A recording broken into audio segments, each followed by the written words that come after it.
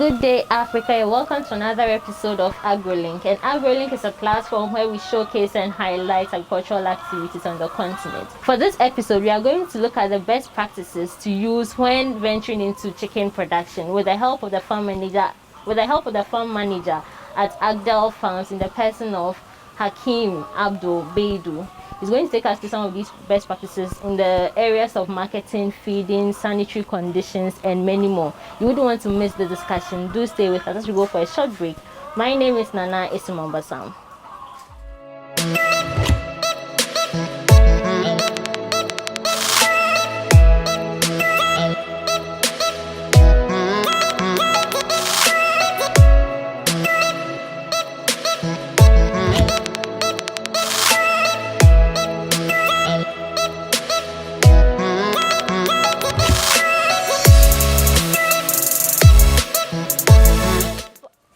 Yeah, welcome back from the break.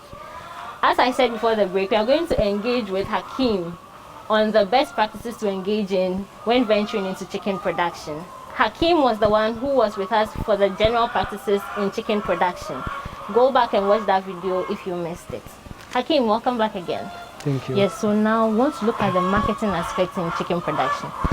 Chicken production is the most popular venture when it comes to poultry production in Ghana.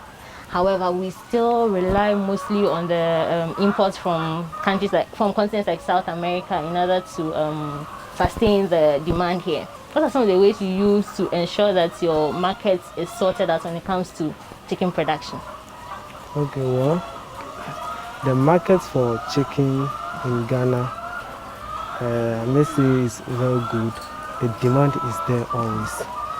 Egg, for example, the demand is always there. Schools are demanding for eggs. Hotels are demanding for eggs. Restaurants are demanding for eggs. And the market people too as well. So we do supply to hotels. We do supply to some restaurants. And as well, we have some customers who come from the markets to buy our products.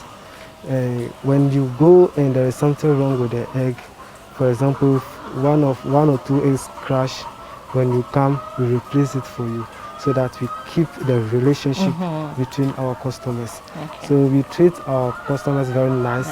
So we always have them. So as of now, I don't have even one crate in my storeroom.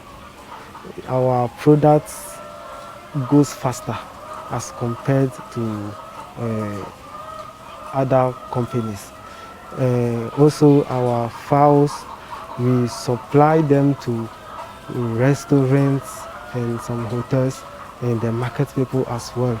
We have a cage, small cages that we put them in and call for a car. We put them into the car and send to the people.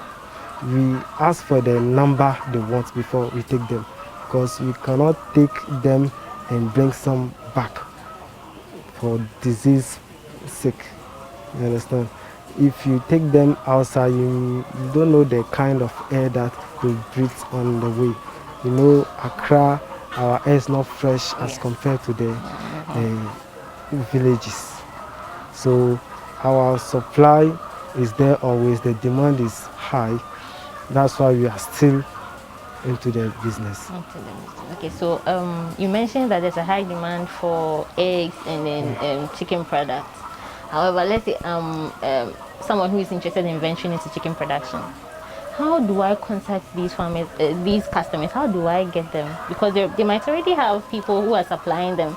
So how do I get these to ensure that I also stay in business? When you are new in the system, it isn't easy to get customers unless you reduce the price of your products. If they used to buy it around between 12 to 14 at the farm, you reduce your own at around 10 cedis so that you gain customers. But when you get them, then as time goes on, you increase it little by little, by 50%, sometimes 1 cedi.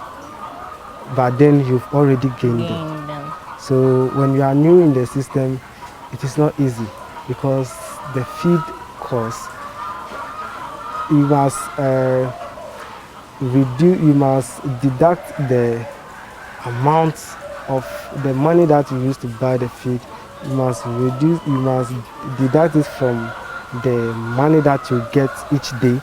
As well, if you have workers that are working for you, you have to pay for them, the water that they drink, the light that the workers use, and the one that then you see the rest as profit, as final profit. So if you sell your product at cheap prices, it won't be easy for you to make profit. So that's why our product is now high, because we depend on the feed. When they increase the price of feed, we must also increase our price. When they reduce, it's likely we reduce.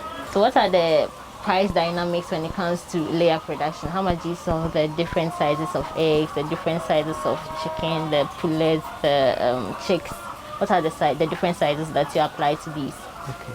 When packing the eggs, we sort out into 4 different sizes. Pullets, which is the smallest, the smaller size, the normal size, and the large. The smaller size, we sell it at around 17, 16. The smaller sizes? Yes. When the market is good, it's 17.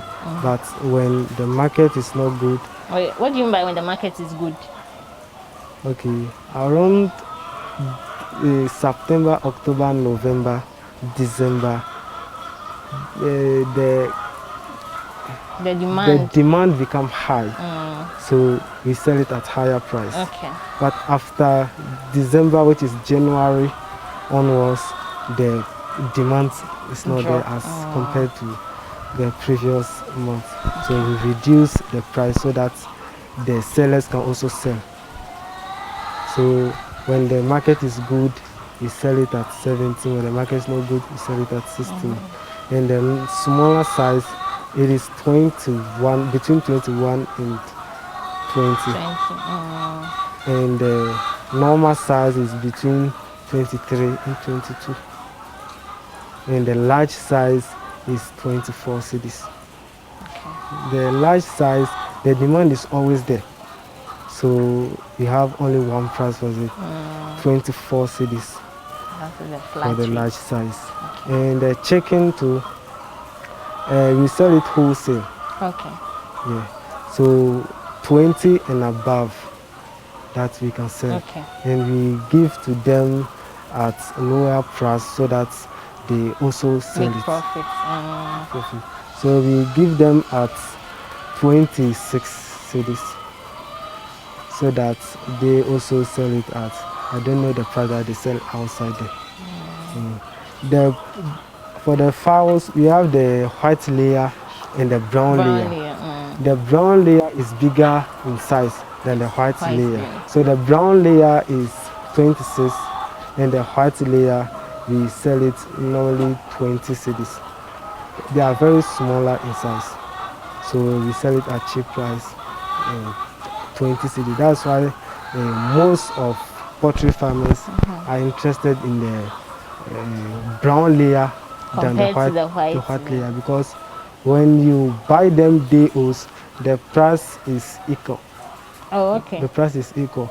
But when you are selling them, the price of the brown rises and the price of the white drops. So we used to buy the brown so that we make more profit at the end. And also the market for the brown is there. The market of the demand for the brown eggs is higher than the demand of the white egg. Some people have the belief that the white egg, they use it for rituals. Yes, I've also heard that. They use it for rituals. So some people, they don't buy the white. Only few people buy the white. So the demand for the brown is higher than the demand of the white. So when you go to farms, poultry farms, you will see the brown mini as compared to the white. In the white, you have broilers and layers. If you can't just judge that white fowl is a broiler. And we have the broiler We have the white broilers, the brown broilers, white layers. No, we don't have brown broilers. Oh, we don't have brown broilers. White broilers and the check color. Check color. Yes, okay. the check color. And then and you have the white layers. The white layers, they don't grow bigger as the broiler. As the broiler. Okay. And the broiler too, their meat are soft. And the layer, yeah, the layers, they have hard meat. They have hard meat. So based on all these dynamics, will you say that chicken production is profitable based on the price fluctuations and the other challenges? Will you say this industry is profitable?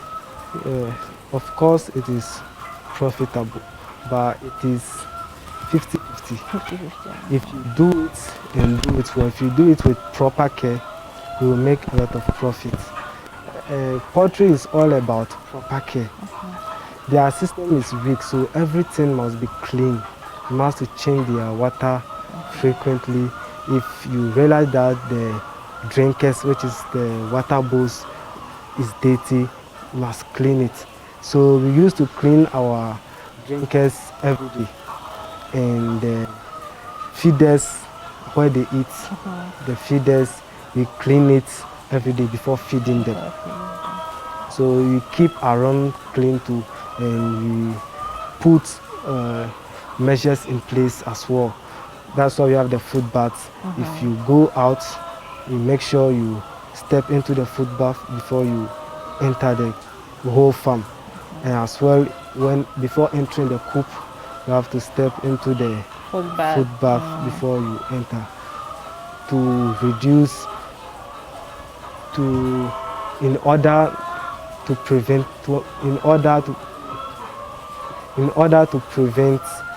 spread of disease. So if you put measures in place, if you take good care of them, you are going to make money. But if you do it anyhow, you don't care, you are going to lose. Attention to the you are going to lose. So it's all about proper care. If you take good care of them, you will make money. And poultry, when you make money, you make it big. So it is a profitable venture. Okay. And then how often do you clean the litters? Okay. Their litter, we change it every day. If it is the deep litter one, you cannot change it every day, as you stress them. So for the deep litter, at most 3 weeks, you must change the litter. You must remove the old sawdust, then put new sawdust. But as for the battery cage, we change it every day. We remove it every day. Okay, and then what of the droppings? How often do you clean the cages to get rid of the droppings? And do you sell it or give it out to people who are into crop production in order to also fertilize the soil? So is there a recycling process in this venture? We clear it every day. We embag it into bags and into sacks. We embag it into sacks and tie it. And we have our storeroom for the litter. Okay.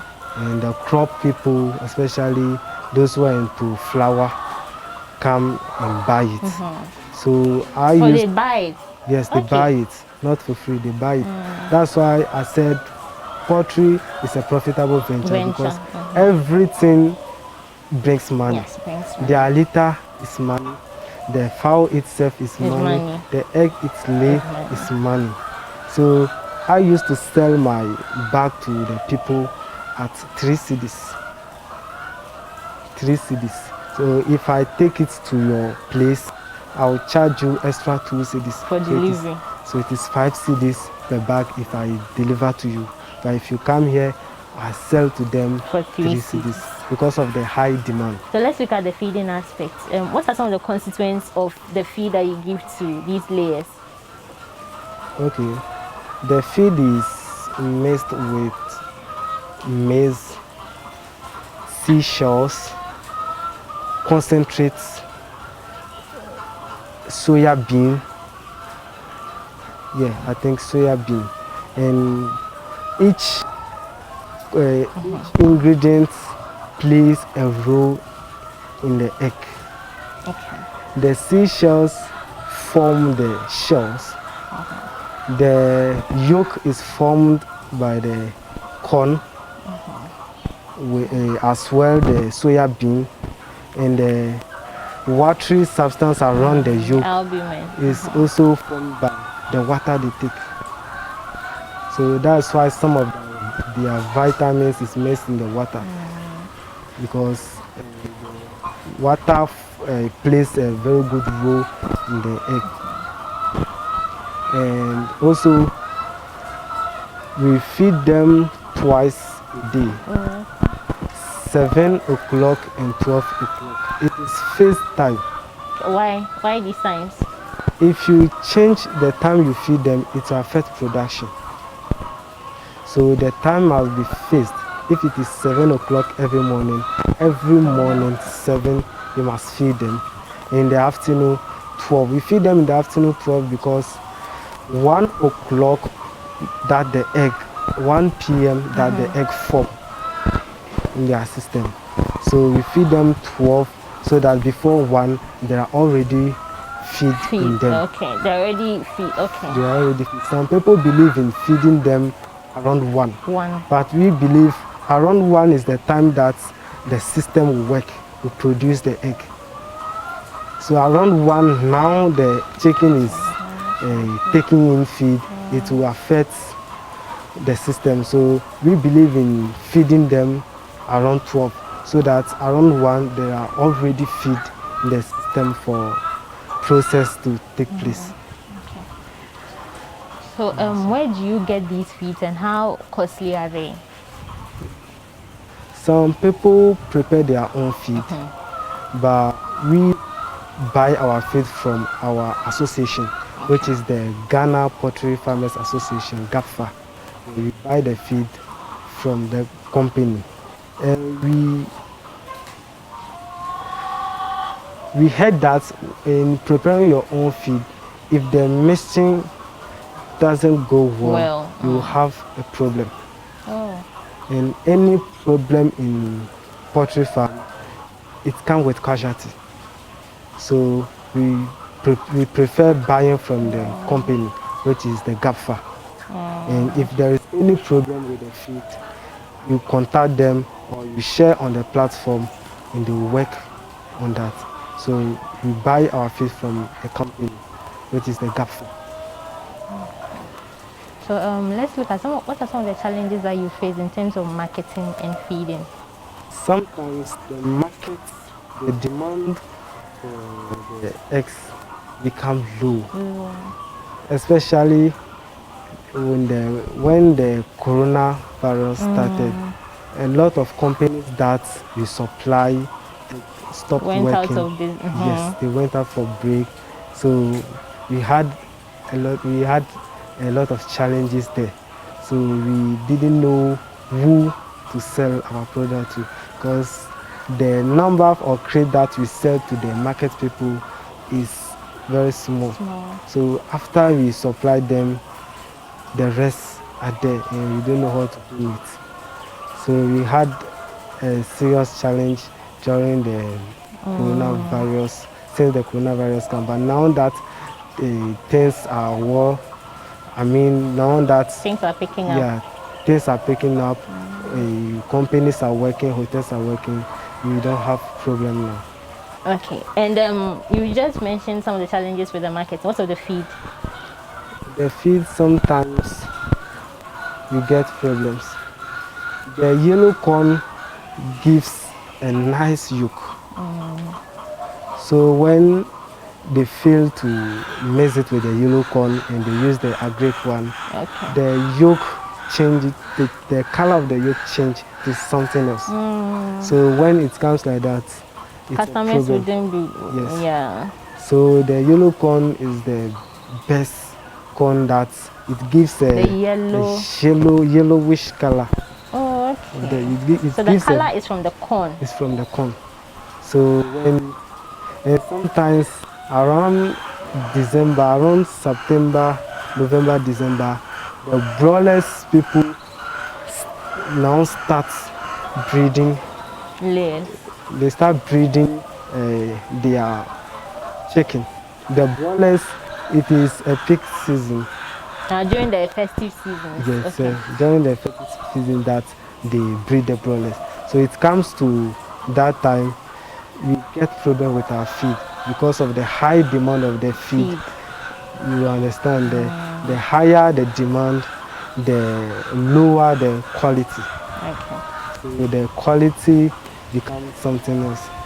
So, but after December, when we enter January, then things come back to normal. It is something that they usually do every year, and there is nothing we can do about it because you buy from them. If you will not, then you leave.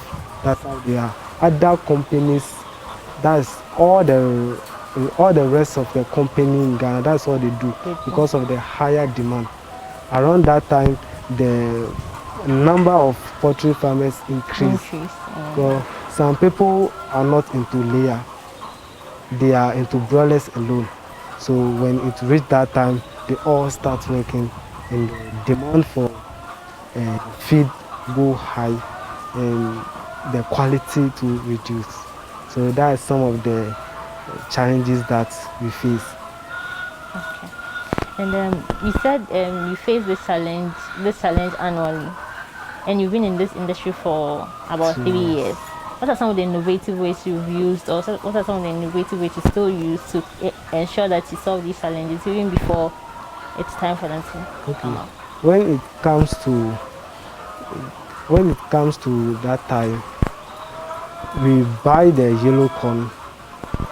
We buy the yellow corn from poultry store. You have something called poultry store, yeah, where they sell. So during that time, you don't buy from the association. We still buy the feed, but buy some of the ingredients to top up the feed. The shells, the seashells, and the yellow corn to boost the feed, so that you won't get problem as we used to. Okay. This is the time for you to put out a call. If you have any organization you want to collaborate with, if you have any challenges that you want to put out there, you have the platform to do so now. Or if you have any advice for up and coming chicken farmers or in Ghana, or even beyond Ghana, you can put it out there. The advice that I can give to those who want to be into the industry, I mean those who want to start in the industry, is all about capital and also proper care. You can start with something small, as I mentioned earlier on, with a wooden structure or something, but all you need to put in place is proper care. Their system is very weak, so you need to give them proper care, disinfect the area at least every week, and also change the litter frequently. In fact, you have to pay attention to the farm. You have to be patient too. You have to be patient too. If you find anything strange in your coop, you have to quickly find out what is it and start solving it. Sometimes you invite vets to your farm so that they check what is going on in the farm. If there are some advice, they will give you. If there is something you have to do, they will tell you. And also you have to consult well-known, experienced farmers, so that you learn from their experience. Thank you very much for your time, and we hope that next time we call on you, you still share your rich knowledge with us. You're welcome. Thank you. This brings us to the end of this episode on chicken production in Ghana, and this episode was on the best practices to engage in when venturing into chicken production. And this was with the help of Hakim, who is the farm manager at Agdal Farms. My name is Essumamba Sam. We don't want to miss this and many more discussions on AUTV. Stay tuned for more exciting packages.